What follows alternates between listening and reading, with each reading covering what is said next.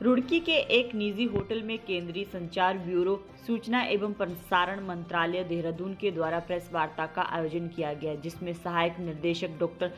संतोष आशीष ने जानकारी देते हुए बताया कि 2 अक्टूबर से 4 अक्टूबर तक विभाग द्वारा वासुदेव मैथिली सरस्वती विद्या इंटर कॉलेज में 3 दिवसीय चित्र प्रदर्शनी आयोजित की जा रही है। यह चित्र प्रदर्शनी मेरी माटी मेरा देश, मिट्टी को नमन, वीरों का वंदन पर आधारित है, जिसके तहत उन सभी वीर स्वतंत्रता सेनानियों और वीरों को सम्मान करना है जिन्होंने अपना जीवन इस देश के लिए बलिदान किया। उन्होंने बताया कि भारत सरकार द्वारा चलाई जाने वाली विभिन्न नीतियों एवं प्रसार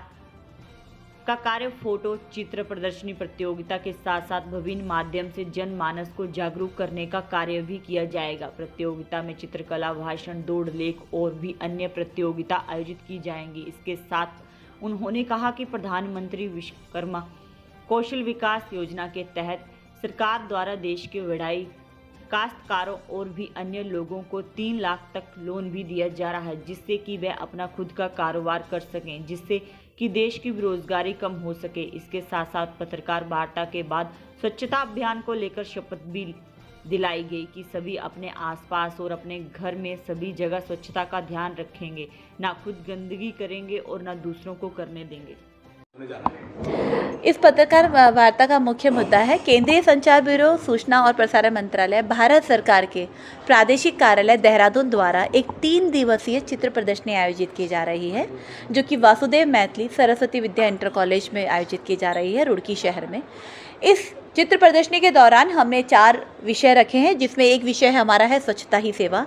दूसरा है मेरी माटी मेरा देश, जिसके तहत हम अपने देश के वीर स्वतंत्रता सेनानियों और वीरों को सम्मान करने के तहत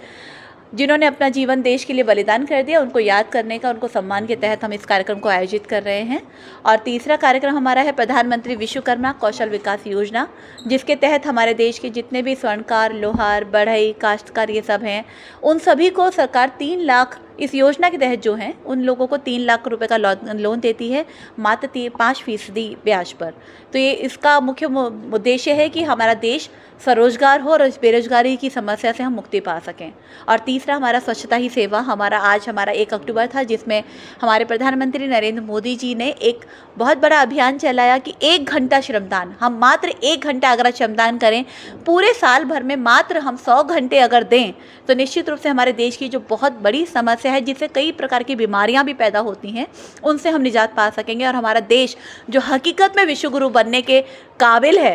वो विश्वगुरु के चरम स्तर पर पहुंचेगा, ऐसा उनका मानना है। और साथ ही 2 अक्टूबर आप सभी जानते हैं महात्मा गांधी जयंती है, तो महात्मा गांधी जी की जीवनी को भी हमने इसमें दिखाया है। इस अवसर पर हम बहुत प्रकार की प्रतियोगिताएं भी आयोजित करेंगे, कुछ हम रैलियां आयोजित करेंगे, कुछ गोष्ठी और साथ में सांस्कृतिक कार्यक्रम भी होंगे। और कार्यक्रम का उद्घाटन हमारे स्थानीय विधायक श्री प्रदीप बत्रा जी द्वारा किया जाएगा। क्या मानते हैं मैम, इस तरह के कार्यक्रम जो आयोजित होते हैं, जो सरकारी योजनाएं आम जन तक नहीं पहुंच पाती, तो वो उन तक पहुंच पाएंगी? बिल्कुल पहुंचेंगी, क्योंकि आजकल इलेक्ट्रॉन में अगर हम बात करें तो हमारा जो युवा पीढ़ी है वो सिर्फ मोबाइल तक सीमित होकर रह गया, और मोबाइल में भी वो ज़्यादातर